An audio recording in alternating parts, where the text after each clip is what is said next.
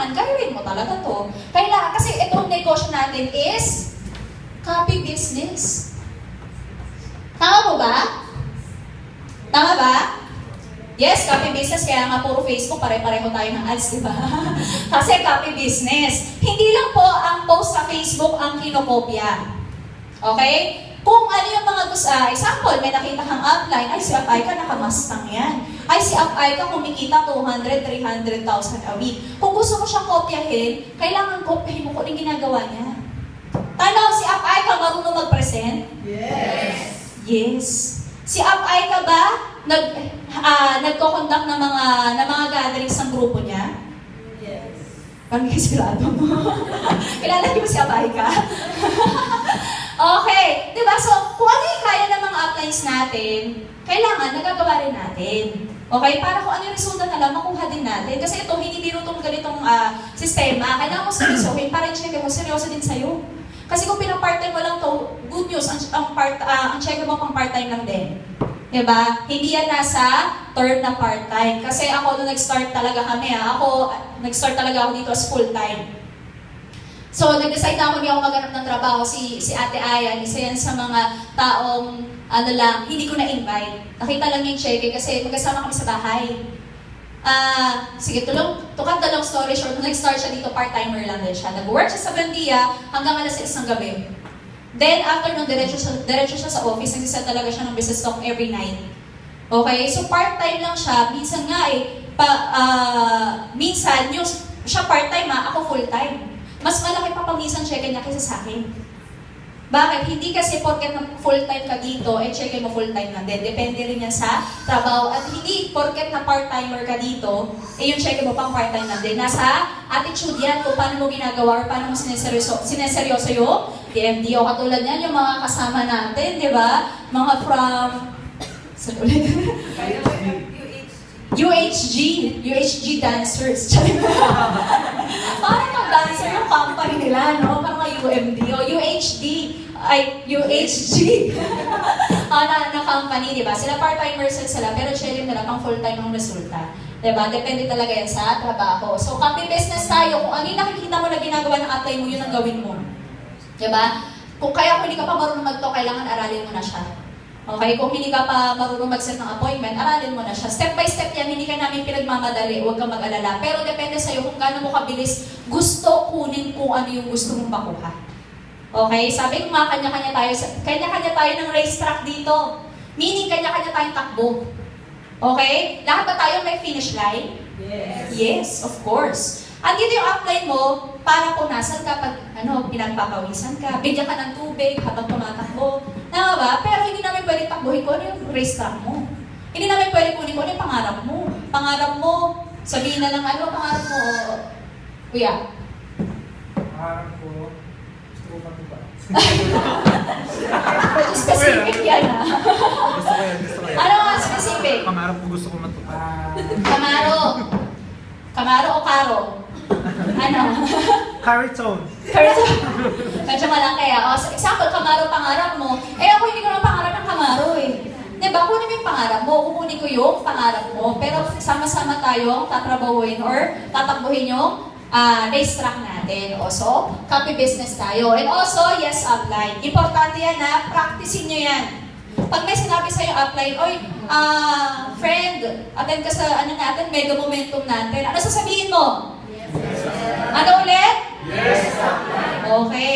Next week, may training tayo or next week, attend ka. Ano sasabihin mo? Yes.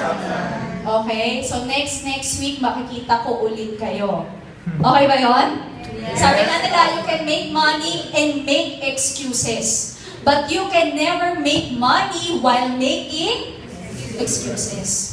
Okay, sabi nga ni Arian, di ba? Tanggalin mo yung fear mo sa sarili mo. Hindi makakatulong yan sa negosyo. Yes lang kasi hindi mo malalaman kung ano yung kaya mo unless hindi mo susubukan. Alam nyo, katulad nyo lang din ako, dati nakaupo ako dyan. Yung upline ko nagtutok, nagte-training. Sabi niya sa akin, darating ang time, kayo naman tatayo sa harap. Kayo mag-present. Una nga, sabi niya, kayo yung susunod na mag-present ng business. Kayo mag-conduct ng seminar. Sabi ko, hindi ako yan. Kilala ko sarili ko, mahihain ako. Nag-aaral nga ako, si Ate Ayan lagi ko kung ano yan Kung may reporting ako, si Ate Ayan lagi ko nilalapitan. Pag ko dahil, paano ko ba ipapresent to? Or paano ko i-explain tong ganito? Kasi fear na fear ko yung, magsalita sa harap. Sino katulad ko? Jess. Wow, ang taray, no? Lahat ng makakapal ng face. Talaga, ang taray Okay, so para dun sa mga mahihiyain, okay lang yung overcome yan. Lahat ng fears nyo sa business, kasi you have to step out of your comfort zone. Kasi paulit-ulit mong ginagawa, paulit-ulit mo ang resulta. Okay? Kung iibahin mo yung ginagawa mo, mag-iiba resulta mo, tandaan mo yan. Okay? So every time na may sinabi sa'yo si Upline, ano sasabihin mo? Yes, Upline. Okay. So agad kayo lahat na may damo, ha? Yes, Upline. Okay.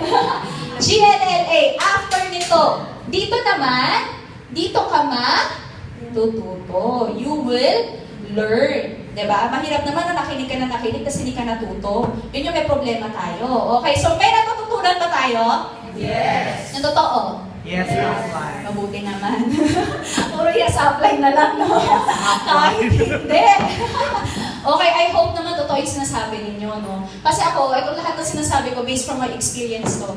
Diba? Kaya hindi na ako, basta ito based lahat to sa mga natutunan ko in, dahil na sa tagal ko na sa negosyo. Okay, once na natuto tayo, tingin nyo, anong next na gagawin natin?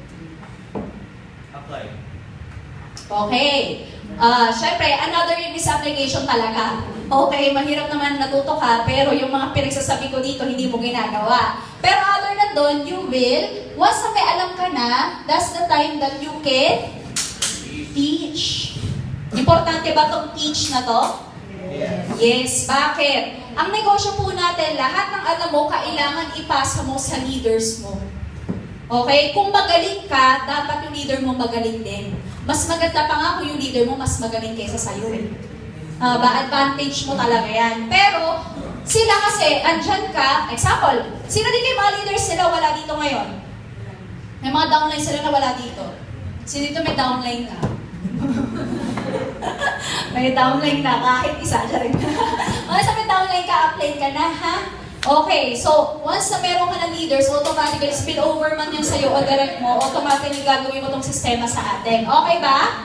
Okay, so yung mga leaders mo na wala dito, trabaho mo para i-share sa kanila lahat ng natutunan mo. Okay ba yon? Okay ba yon?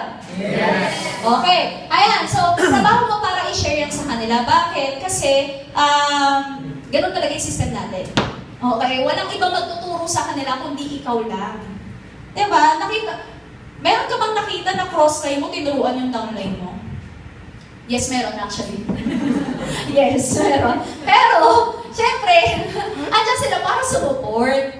Diba? Pero, ikaw pa rin, ikaw yung main responsible para tumuro or mag-teach sa mga leaders mo. As I said, we work as a team, pero you have to do your responsibility as well. Naintindihan ba yun?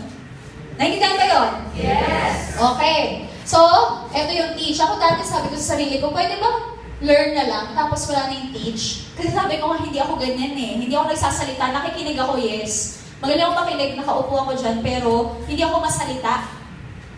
Diba? Pero part talaga yan. Hindi mo siya pwede skip.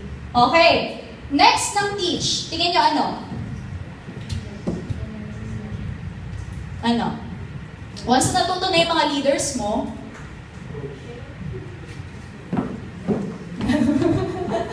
once na natuto yung leaders mo, ano tingin mo susunod?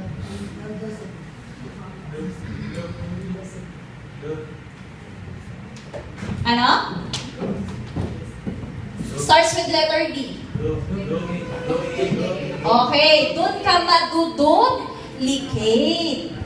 Ang negosyo natin is duplication. Okay? Ang negosyo natin, darating ang time na kahit wala ka, kaya gawin ng downline mo yung ginagawa mo. Bakit? Kasi, naturuan mo. Okay? Example ng duplication. One time, ikaw si upline. Eto ngayon, si A side, nagpa-schedule. Saan nagpa-schedule? Sa may Laguna. Okay, upline. Meron tayong itutok dito sa Laguna. Maraming possible na pwedeng mag-invest, mag-on the spot. Mga mag-on the spot dito, 50. Upline. Kaya pumunta ka dito sa Laguna. Mas madami pa sa atin. Sumunod naman, tumawag si Bisay. Si Bisay naman, nag-schedule, apply. Pumunta ka dito. Ito si Laguna, nag-schedule sa Saturday. Saturday, 4 p.m. Ito naman si Bisay, tumawag from Commonwealth. O, di ba? Ayan, from Commonwealth, apply, pumunta ka dito. Mga itutok natin, mga counselor. Di ba? Lahat ng potential pay-ins. Ang itutok natin, 50. O, di ba? Kailan ba yan? O, Sabado, 4 p.m. O, di ba? Nagkataon lang, no? Anyway, ganito ang nangyari. Possible kaya mangyari yan? Yes. Sino dito nagpa-schedule na kay apply kasi tinanggihan siya kasi may ibang schedule siya? O, di ba? Ang sakit ma-reject, no? Hindi, pero kasi ang business kasi, ang ginagawa namin system, kung sino talaga unang magpa-schedule, yung talaga yung in-entertain natin. Kaya huwag kayong huwag kayong ma-hurt. Si Aplan, sabi mag-invite na ako. Kasi hindi naman pumupunta. Diba? Siyempre, tao lang din naman si Aplan. Hindi naman niya pwedeng hindi naman niya pwedeng hatiin ang sarili niya para mag-in two places in one time. Pero, dahil sa ginawa mo tong system na to, ang nangyari, si A kasi naturuan mo. Ibig sabihin siya, marunong na mag-present. Diba? Ay, sabi mo nga, basta naturuan mo na siya gawin yung system, naturuan mo siya paano mag-present, naturuan mo na siya paano mag-closing, pwede mo kausapin si A. O A, since marunong ka na naman, ang gagawin natin, ikaw na lang mag-present dyan. Okay? Ikaw na lang mag-present dyan, ako magpe-present kay B since hindi pa siya marunong, since nagsastart pa lang siya at kakasali niya pa lang. Tanong, ilan na natok mo sa loob ng isang araw? 50. 100. Nasa Kalaguna ka ba? Hindi. Okay. Paano kung sumali nga yung 50? O, di ba? Dahil tinong mo rin 50 din sumali. Ilan ang piin mo? 100. Bangga. Joke lang. Di ba? Pero ang point niyan, natuduplicate ka kahit wala ka. Yun yung system natin. Kasi mahirap, alam nyo, sobrang hirap gawin to negosyo pag lumalaki tayo nang walang natututo. Yung numbers lang. Pero walang leaders. Importante magkaroon tayo ng leaders. Okay? Importante magkaroon tayo ng leader sa natin, sa grupo natin. Kasi darating ngayon tayo, once hindi ka available, pwede mo ipasa sa ibang mga leaders mo pa. Okay? Huwag tayong ma-feel na rejected tayo ni ate once na once na nag-cancel siya sa'yo. Kasi, importante yan, dun mo pa minsan ma-release kung ano yung potential mo. Nag-start ako dito, syempre, katulad nyo lang din, nagpapatok ako sa apply ko. Ang nagtutok dati para sa akin si Apayka. Siya din kasi nag-talk sa akin. So, one time, dati kasi, start na ng school, tapos ako nag-invite ako. Tapos siya naman, may pasok siya. So, one time, kinausap ko, meron ako schedule mamaya, 4:00. Pwede po patok. Sabi niya sa akin, ikaw na mag-talk, dalhin mo na sa seminar room. Pabugod na ba yan? Hindi pa ako marunong. Diba? Ano ginawa ko? Siyempre, dinala ko na namin sa seminar room. Sabi ko, kaya ko na to. Kasi ilang beses na ako nagpatok, 5, 6. Diba? Sabi ko, kaya ko na to. Kaya importante, once na nagpapatok ka, huwag kang makipag-chismisan sa iba. Okay? Hindi porket na si apply na nagtutok sa'yo, hindi ka makikinig. Okay ba yun? Yes. Nandun ka nga hindi para, sige, apply, jump ka na. Tapos ako, lalapang ako dito. Ako, chichika ako dito. O, diba? Hindi siya ganun. Diba? Nandun ka para matuto, continuous learning tayo. Automatically, kailangan nagle-level up ka sa business. Para yung check mo, nagle-level up din. Yes. Okay? So, ang nangyari, dalawa yung nag-talk mo. Kasi bakit? Nagawa mo yung sistema. So, as I said, importante makapagturo ka sa mga leaders mo. Kung ano yung kaya mo gawin, kailangan kaya niya. Na kahit wala ka, pwede niya magawa yung negosyo natin. Naintindihan? Yes. May question? No. Gusto niyo pa? Yes. Sige. Joke lang. Okay. So, once na nakapag-duplicate na tayo, dito, syempre, de-delegate ang trabaho natin. So, importante yan. Sa isip, ang mahirap tayo dito na dumadami na hindi na tayo nakapag-build ng leaders. Kasi we're into quality instead of quantity. Sobra, alam mo ba, example ako mag-isa. Lahat kayo, hindi marunong mag-talk. Isa dito nagpa-schedule.